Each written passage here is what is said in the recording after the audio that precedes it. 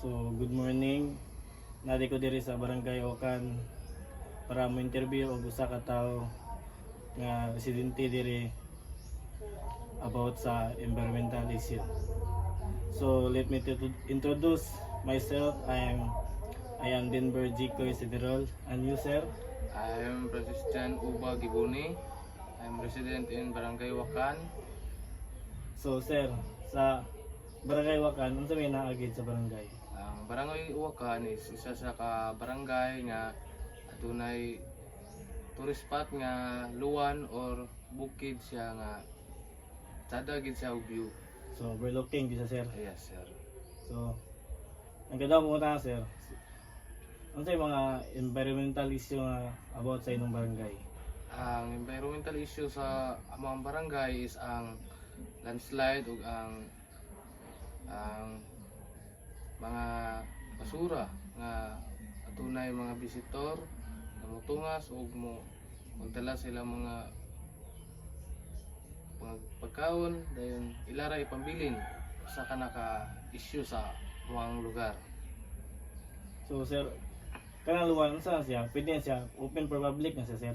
Yes, sir, open for public na siya, sir, para sa mga katawhan nga mo tungas ug mo lantaw sa view, tapos wala siya bayad, sir, puro public gid siya.